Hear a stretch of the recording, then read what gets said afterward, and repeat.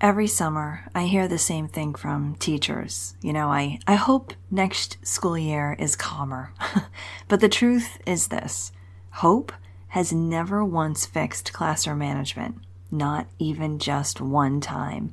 So today, I'm going to show you why hoping for calm will actually keep you stuck, and what a real classroom management plan would look like instead, one that you can build this summer while you have some space and some time to think. Hey friends, welcome to Enjoy Teaching Again, the podcast for teachers who love the work but need a little spark to bring the joy back. I'm your host, Elizabeth Peterson, classroom teacher, arts integration specialist, and passionate educator of over 25 years.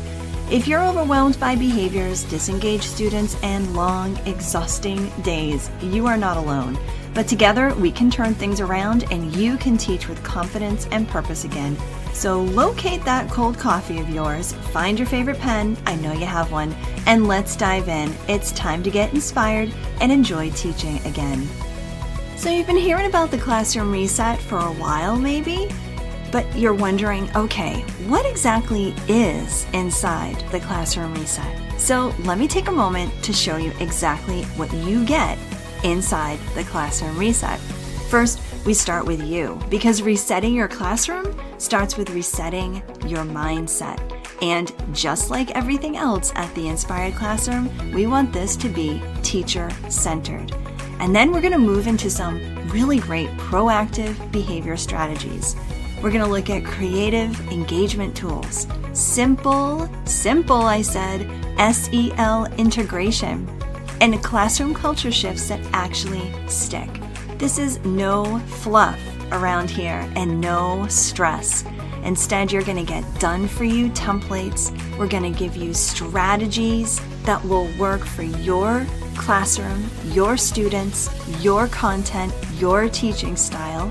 You're going to have access to a private teacher community, a lot of bonus trainings on all the things that you really need inside your classroom, monthly teacher check-ins, and here's probably the best part: personalized support. That means you can ask me questions anytime, and I will give you direct answers that go with what your personalized needs are inside your classroom. This isn't just theory. I'm not sitting with a bunch of people around a conference table trying to figure out what the best sequence of a curriculum is going to be. I'm in the classroom right now too. I know what works and what doesn't. I speak with teachers all the time, and I've been doing this for over 27 years now. Over 20 of those years specifically working with other teachers in workshops and courses and retreats. So what I've done is I've brought the best of what I've taught over the last 20 years with specifically teachers and created a reset framework that will work in your classroom. This is practical, it's classroom tested, and it's from someone who's still teaching in the classroom myself. If you're serious about making a shift, I want you to go look at what's inside. Go to theinspiredclassroom.com/reset, because you deserve a framework and the support that actually helps you. There are 3 things almost every teacher does at the end of a hard year that pretty much guarantees that next school year is going to feel the same. First, they wait for summer to fix themselves, thinking that if they just shut down and rest, things will just be easier to handle next year. But a teacher's rest doesn't actually rewire how your classroom runs, does it? The second thing is that they may decide that next year's group is just going to be different. Are you guilty of this one? I know I have been in the past. You think the students are just going to be better behaved, they'll be easier, they might be less work, or at least different, a new group. And that thought is done without changing a single thing about their own classroom management plan. The third thing teachers might do is that they file away this year's hardest moments, kind of just shoving it in the back of a cabinet, instead of actually looking at those moments and reflecting on them, because looking at them feels too much like reliving them. Now, if any of that sounds familiar, good. We're going to chat about these, and rest assured, I'm not telling you this to make you feel bad. I'm telling you this because I've done all of those things myself. Now, here's why these 3 things actually help keep us stuck. Hoping for calm puts the responsibility on the circumstances that are just outside of your control. It's the kids you get, the schedule you're handed, even the energy in the building. None of that is in your control to plan around. And if you simply just wait for a different group of kids, well, that means you're betting your whole year on luck. And well, luck? That's not a classroom management plan.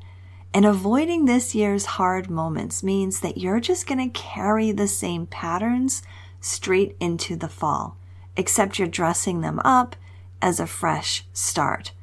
Now, for me, it wasn't until I really took the time to actually look at where I was and where I wanted to be that I started to see the difference in how I felt each day walking into the classroom. And it wasn't just because I was reflecting on the past and then visualizing something different for myself and my classroom. It was because I took that information and came up with a plan. I changed a couple of specific things on purpose. It was a reset plan, decided in advance, not discovered halfway through October when things were starting to fall apart. So here's what to do instead of hoping and leaving things to chance. And this connects directly to something that I keep coming back to here on the podcast, and that is your classroom's tripod. 3 legs: connection, regulation, engagement. A classroom management plan isn't just a list of things or strategies to try, or even a bunch of consequences that you'll stick with. It's a decision about which leg needs your attention first. It's a decision made now while you have the time and the space to really see things a little bit more clearly. And if you want help figuring out the exact steps you need to take to work on all 3 of those tripod legs, connection, regulation, and engagement inside your classroom, I want you to join me this summer for my Classroom Reset Challenge. This is 3 days, 1 hour a day, completely free from July 21st through the 23rd. We're going to work on improving student behavior. We're going to work on how to actually prevent burnout and creating a classroom that you actually love without overhauling everything that you already teach, because we know we can't exactly do that. We're going to look at how to really interweave and integrate a plan that's going to really change how you look at your classroom. Now, PD hours are available for this, so it will count towards what you already have to do this summer. And if you can't make it live, there's no problem there. Replays are going to go out after each session. So you can grab your spot at theinspiredclassroom.com/challenge. I would love for you to be there. And of course, I'll put the link in the show notes as well. Now, let's talk about the part that makes a classroom management plan actually different from a wish. And that is specificity. I had to say that one slowly to get it out right. You know, when you're saying something like, I want better behavior, that's a wish. However, if you say something like, I'm going to greet every kid by name at the door for the first 2 weeks, that is a plan. If you say something like, I want kids to be more engaged, that's a wish. But if you say, I'm building a 5-minute connection routine into Mondays, that is a plan. Now, the teachers whose classrooms change aren't working harder than you. They're working more specifically and intentionally, and that is the whole difference. When I finally stopped hoping for a smoother start to my day and decided to intentionally work towards a smoother start to my day, that's when things started to work better. Here's a classic example, at least for me. There was a time when I would hurry into school and spend every moment of my morning prepping my classroom for the day, even as the kids were filing in. I was greeting my kids as I was putting the date on the board. I was getting their dismissal notes as I was searching for my morning work papers. And it worked, but it really didn't. I felt rushed, and the kids kept interrupting me, and it just wasn't good. That feeling that I had, it was overwhelm. And that overwhelming feeling at the beginning of the day was just festering inside the classroom. And it was not creating a sense of calm that I was going for. So I made a specific and intentional plan to make things better, to make things smoother. Instead of leaving things to the last minute, like I was tending to do over and over again, I made sure that my room was ready to go before I left the day before. That way, I was available to greet my kids in an appropriate way. I was able to connect with them more. I was able to address their needs, address their questions as they came in, because you know kids come in with questions. Everything overall was just much smoother when I had prepared the day before. And I promised myself that I would do this faithfully for 2 weeks. And then after that, it kind of became a habit. And that brings me to this. One more thing about a real classroom management plan. It has to survive past week 2, right? Anyone can have a great plan on day 1. The real test is whether it's still standing once you have, that first hard Tuesday, right? The day a lesson falls apart, or the day a kid pushes every button you have and you're tempted to just throw out your plan and just start reacting to things. Because I'll tell you, there were afternoons when I was just so not in the mood to make sure everything was set for the next day.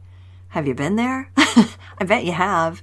I was tired, I'd be cranky. I'd want to just go home and take a nap. But I knew I had made that intentional and specific decision to stick with it for 2 weeks. And I did that on purpose. I knew that there would be hard days.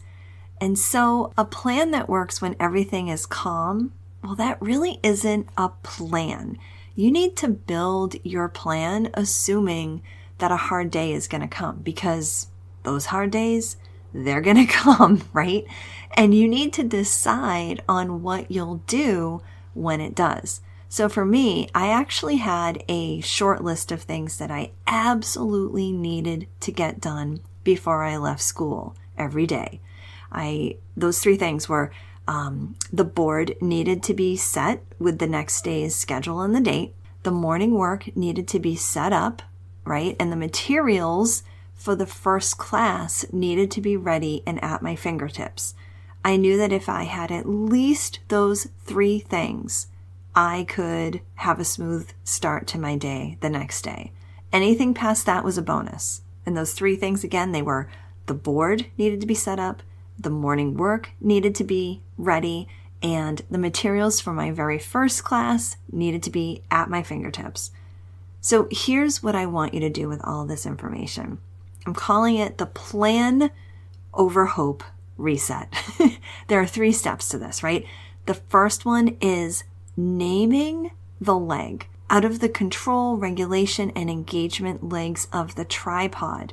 Name the one that felt the shakiest this year. Just name it. For me, it was connection, right? That morning connection with my students. I wanted to be able to connect with my kids in a more appropriate way to start the school day. Step 2 is to get specific.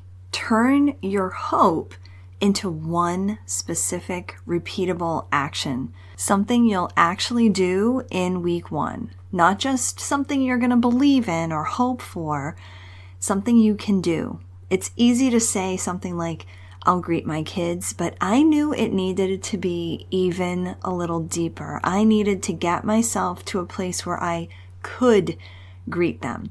So I made my specific action to be that I would prep my room the day before so that I could greet my kids.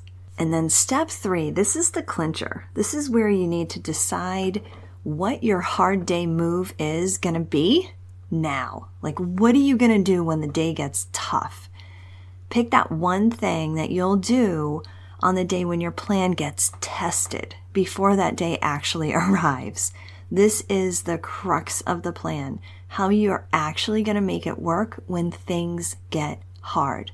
For me, I came up with my 3 must-haves to get me to the place where I could actually greet my students without running around in the morning and getting the classroom all set up. So that's it. Name it, get specific, and then decide ahead of time what you're going to do when that hard day comes. And I really hope that this gives you just a different way to think about your classroom management plan, because here's the hard truth. Hope has never fixed a single classroom. You need a plan, and you've got this summer to build even the most simple one. And remember, I would love for you to join me this summer for the Classroom Reset Challenge, where we're going to take a look at what that plan can look like together. Go to theinspiredclassroom.com/challenge to check it out, register. Remember, it's free, and I'll see you in there. I hope this episode inspired you, encouraged you, or gave you a fresh idea to try. And if so, I would love for you to take a screenshot and text it to one of your teaching buddies.